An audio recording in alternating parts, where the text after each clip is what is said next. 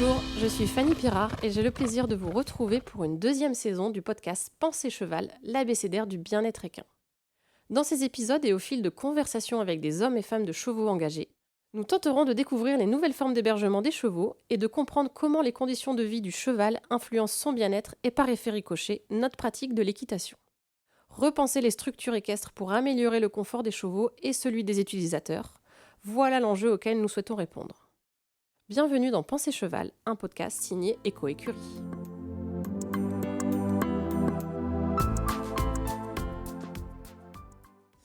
Aujourd'hui, nous sommes avec Cécile Bitton, présidente de la société Orcétique, spécialiste des structures équestres en lien avec le bien-être animal. Bonjour Cécile. Bonjour Fanny. Dans un premier temps, est-ce que tu pourrais te présenter et nous raconter ton parcours ? Oui, alors Cécile Bitton, architecte de premier métier et kinésiologue humain, et je monte ma formation de kinésiologie équine. Et là, je réadapte mon métier d'architecte vers les structures équestres de par mes deux casquettes. Alors, je rebondis sur la kinésiologie parce que je pense que tout le monde ne connaît pas. Est-ce que tu pourrais présenter un petit peu plus ce qu'est la kinésiologie ? Oui, tout à fait. C'est malheureusement pas assez connu et c'est justement pour ça que je vise à faire répandre l'information par les formations. Donc la kinésiologie, en fait, ça travaille sur les stress comportementaux et émotionnels. Donc on parle plus de stress comportementaux pour les chevaux, mais pour les êtres humains, on parle de stress émotionnel. Et donc ça va venir travailler et identifier les stress qui ont été engrammés en fait dans le corps.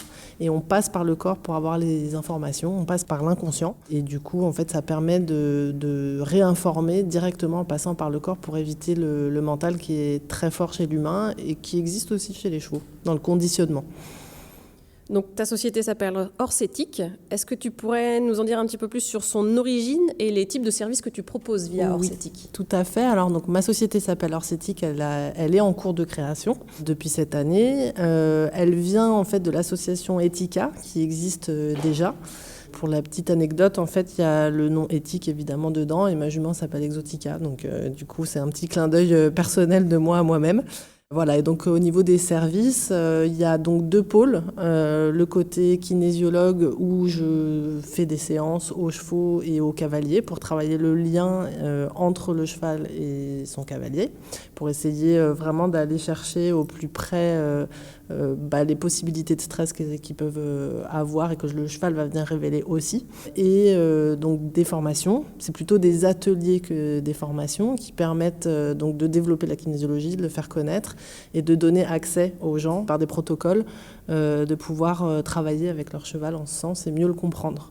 Et le côté donc architecture qui s'est développé en parallèle et puis par notre rencontre aussi, où du coup, en fait, par le côté kinésiologue, je connais quand même très très bien les chevaux et je comprends leur stress et on peut faire du cas par cas. Donc le but, c'est d'aller analyser le travail à faire sur chaque lieu, chaque troupeau, chaque équipe qu'il y a derrière au niveau humain et de s'adapter au mieux à tout niveau, au niveau environnemental aussi, donc de par l'architecture et pour travailler sur les structures équestres et le patrimoine.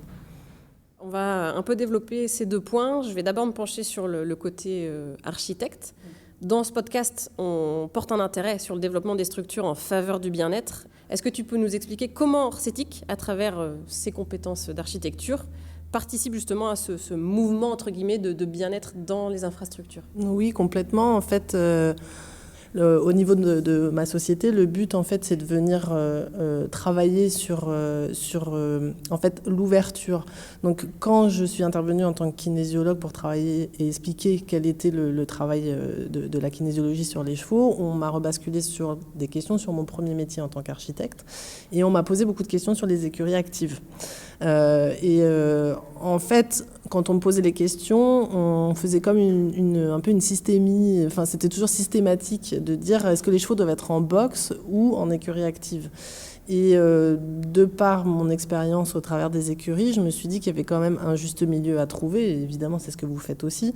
Mais en tant qu'architecte, pouvoir analyser vraiment de manière plus profonde les bâtiments en tant que tels et ce qui existe sur place quand on ne part pas de zéro, parce que moi, c'est vraiment mon travail, c'est ce que j'aime en tant qu'architecte, même pur, hors chevaux, c'est d'aller travailler sur la réhabilitation et transformer ce qui existe pour le rendre meilleur et au goût du jour, on va dire.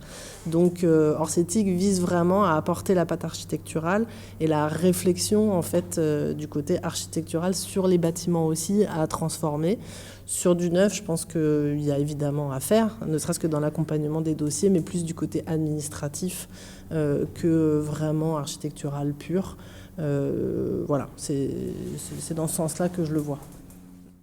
Concrètement, dans l'accompagnement de tes clients, comment tu procèdes s'ils te contactent et voilà, comment tu peux les accompagner un peu plus concrètement? Alors selon les phases où ils en sont, si donc comme je viens de le dire, s'ils ont déjà une structure, le but ça va être d'analyser comme une sorte d'audit en fait où est-ce qu'ils en sont aujourd'hui, qu'est-ce qui ne fonctionne pas dans le quotidien, ne serait-ce que même par un fonctionnement de circuit en fait, où sont les chevaux, comment est-ce qu'ils doivent gérer au quotidien, est-ce que c'est très répétitif, est-ce que les chevaux sont dehors, pas dehors. Le but étant quand même au maximum de les remettre dehors, mais bon. La taille du lieu, donc ça c'est quand ça existe. Donc quand ça existe, en fait, on va venir travailler sur l'existant et faire une analyse de ce qu'il y a. Quand les personnes ont juste un terrain, là on va aller vraiment travailler sur la faisabilité du terrain. Et le but de Orsetic, c'est aussi d'aller travailler sur les possibilités au niveau urbanistique par rapport à ce qu'on a le droit de faire ou pas dès le départ, pour que les personnes ne soient pas en train de monter des dossiers et déposer des permis de construire qu'on va leur refuser derrière. Mon but comme architecte, c'est toujours d'aller analyser le potentiel, de répondre à la demande, mais de vérifier que ce qui va être construit, projeté, sera réalisable. Et ça, dès le départ. Donc voilà. Quand on regarde, voilà, je me suis permise sur ton site de reprendre un peu des formules que tu utilises. Oui. Tu dis que le conseil et la formation ne vont pas l'un sans l'autre. Comment intègres-tu cette notion dans les bien-être équins à tes clients? Et est-ce que tu peux nous dire un peu plus ce que tu entends par le conseil et la formation ne vont pas l'un sans l'autre? Le conseil et la formation ou le conseil et l'information? La formation. En fait, je dirais que au niveau du... En fait, on ne peut pas former les gens sans partager ce qu'on a vécu. Et donc, pour moi, conseiller, c'est partager l'expérience, tout simplement. Donc, c'est comme sortir de l'école et avoir jamais mis les pieds sur le terrain. En tant qu'architecte, ça, je l'ai vu. On peut pas... on peut s'appeler architecte, mais si on n'a jamais fait de chantier avant d'être architecte, on ne saura pas diriger un chantier. Quand on forme les gens, évidemment, on va conseiller au plus près, mettre les personnes qui vont venir faire les stages avec les chevaux. J'ai beaucoup de gens qui ne connaissent pas les chevaux, en plus, qui sont juste attirés par les chevaux et qui ne connaissent pas les chevaux. Donc ça, c'est intéressant. Et donc, il faut les conseiller, les rassurer et mettre en pratique pour pouvoir les former. Est-ce que tu peux nous parler un peu plus de la méthode Etika? Oui. Donc la méthode Etika, elle est née dans ma tête en 2012, elle s'est concrétisée en 2017.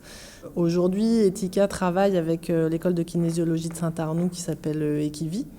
Je donne, sous le nom de Etika, les formations de kinésiologie depuis 2019. Donc le but de Etika, c'est vraiment la part kinésiologie, ça n'a rien à voir avec l'architecture là. Le but en fait, c'est vraiment de faire connaître la kinésiologie au plus grand nombre. Pour moi, par exemple, j'ai connu l'ostéo il y a 30 ans. Peu de personnes avaient un ostéo. Aujourd'hui, presque tout le monde a son ostéo, que ce soit pour soi ou pour son cheval.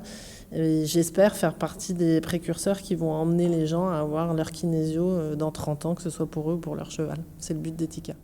Donc si je résume bien, en fait, tu peux accompagner les clients dès le départ dans comment agencer ou réagencer leur structure en tenant compte du bien-être, mais tu peux aussi les accompagner après pour mieux comprendre leurs chevaux, savoir si aussi ce qu'ils ont fait, est-ce que ça correspond à leurs chevaux, est-ce que les chevaux se sentent bien dans ce qui a été créé pour eux, ou comment améliorer par rapport à ce que le cheval ressent. Donc c'est vraiment un accompagnement global, même sur des structures déjà existantes. Est-ce que toi, par rapport à ces interventions, tu as vu une évolution par rapport au début où tu as commencé à faire ça et maintenant, dans la mentalité des gens, dans le rapport à l'animal, dans la façon de penser leur structure, comment tu vois évoluer les choses et comment tu aimerais aussi qu'elles évoluent pour le futur? En fait, ce qui est intéressant, c'est que quand j'arrive en tant que kinésiologue quelque part, c'est pas toujours évident puisqu'il faut expliquer ce que c'est, comme tu m'as demandé de le faire au départ. Il faut comprendre en fait que effectivement la kinésiologie permet de répondre aux besoins de chaque personne et chaque animal, et c'est là où moi je vois le lien entre ma casquette de kinésiologue et mon rôle d'architecte. Donc oui, j'ai vu notamment sur les séances de kinésiologie et la demande qu'il y avait derrière de réaménagement, on a pu identifier vraiment le besoin des personnes et comment, en fait, pour ce qui est de l'être humain, il s'éloigne quand même très facilement des stress qu'il peut vivre au quotidien, parce qu'on met un grand S derrière le mot stress, alors que ça peut être des choses répétitives qui nous fatiguent, qu'on ne voit pas venir, mais qui sont là et qui nous prennent de l'énergie. Donc aller analyser ça par le biais de la kinésiologie, que ce soit pour les gens, les chevaux, ça recrée un lien. Et du coup, retravailler les structures en ce sens donne vraiment des réalisations qui sont quand même vraiment très intéressantes. Mais ça se fait vraiment sur le long cours. Et aujourd'hui, dire que j'ai pu finaliser un projet en ce sens serait mentir. Par contre, on est aux prémices et il y a beaucoup de personnes qui commencent à s'y intéresser, qui commencent à me connaître aussi.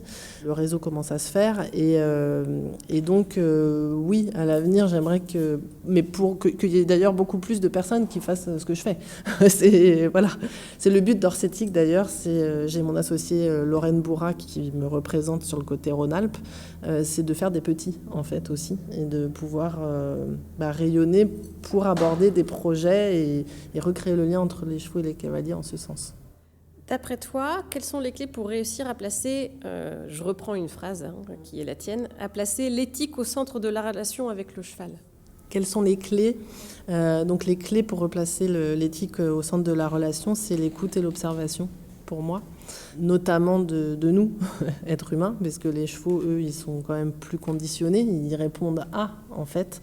Et aller faire des conclusions quand on ne connaît pas les chevaux qu'on a en face de soi, ce ne serait pas forcément la meilleure des choses à faire. J'ai eu sous les mains beaucoup de chevaux justement qui vivaient en boxe, qui faisaient des concours, ça leur convenait bien. Il y a toujours des sujets à travailler, mais il ne faut pas se dire « Ah, le cheval, il est enfermé, et donc du coup, les gens le traitent mal, etc. » C'est complètement faux. Et donc pour moi, l'éthique, c'est vraiment être à l'écoute au cas par cas, essayer de trouver des solutions et ne jamais oublier que tout évolue et que ce qui marchait hier ne marchera pas forcément demain. Voilà. Est-ce que dans tes différentes expériences vécues, tu aurais une jolie histoire, anecdote, quelque chose qui t'a marqué, quelque chose qui t'a fait rire ou ému ou que tu trouves inspirant peut-être pour les gens? Il y en a beaucoup. Il y en a beaucoup. Après, à partager... Peut-être quelque chose pour les gens qui seraient sceptiques, tu vois, par rapport à la kinésiologie. Oui, en fait, je pense que ce qui est en tous les cas le dénominateur commun, et après je pourrais éventuellement évoquer une histoire en particulier, mais le dénominateur commun au niveau de la kinésiologie, c'est que la personne qui va venir, le kinésiologue en l'occurrence, qui va venir travailler sur le cheval ne connaît pas le cheval, bien souvent. Et en fait, c'est de par le dialogue avec le cheval qu'il apprend à découvrir le cheval. Et ensuite, il va poser des questions au propriétaire. Et le propriétaire acquiesce, redécouvre son cheval différemment, mais voit bien que le kinésiologue a visé juste, mais pas parce qu'il a visé juste parce que le dialogue avec le cheval et le corps du cheval répond. Et que comme le corps engramme tout et répond de manière, j'allais dire inconsciente, c'est pas inconsciente, c'est objective, pardon. Du coup, en fait, tout est juste. Et il y a tellement de différents types de séances que c'est difficile de décrire, mais j'ai travaillé un jour sur un cheval qui avait été castré très tardivement. Il était en binôme, c'était un cheval de spectacle avec sa propriétaire qui était très très masculine. Et c'est donc ni mignon ni ce que je vais raconter, mais juste très véridique en fait. Et moi, j'avais pas l'histoire du cheval, mais j'ai eu sous les mains en fait un cheval très contracté au niveau des lombaires, etc. Et donc c'est comme ça que j'ai compris qu'il avait été castré tardivement. que derrière j'ai pu poser des questions sur le lien c'est pas sa propriétaire, c'est la personne qui le monte. Et en fait, cette personne est venue à la fin, alors que personne ne pouvait rien lui dire, parce qu'il travaille un peu en microcosme. Ma venue a permis de développer le cheval et la personne sa cavalière, en fait, parce que j'ai pu parler avec elle, alors que visiblement, avec son côté très yang, personne ne pouvait lui dire quoi que ce soit. Et le cheval, l'ayant manipulé et ayant compris ses stress émotionnels, parce que là c'était vraiment émotionnel, l'ostéo est venu 15 jours après, et c'est un cheval sur lequel il travaillait tous les mois, et là il a dit qu'il n'y avait rien à faire. Et je l'ai appris après, j'ai pas posé de questions, c'est quand je suis revenue. Et sa cavalière m'a remerciée après et m'a fait part de choses personnelles. Et je pense que quand on travaille en kinésio et qu'on est à l'écoute, mais qu'on reste objectif et centré, faut pas faire de projection, on peut vraiment avoir des résultats comme ce qui s'est passé là. Et c'était quand même une cavalière de renom, et ça m'a fait assez plaisir de pouvoir partager avec elle et donner des conseils, alors que moi je suis pas au niveau technique très avancé. Enfin, je veux dire, c'est juste du ressenti. Donc voilà. Et qu'est-ce qu'on pourrait te souhaiter pour la suite ? Que Orsetic puisse rayonner en France, à l'étranger, pour que nos chevaux puissent être reconnus et qu'on puisse leur faire le plus grand bien vu tout ce qu'ils nous donnent.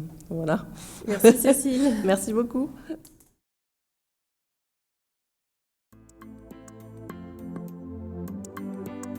Pour en savoir plus sur Eco-Écurie, concepteur d'écuries actives et sol équestre, suivez-nous sur les réseaux sociaux et découvrez nos solutions innovantes pour repenser vos structures.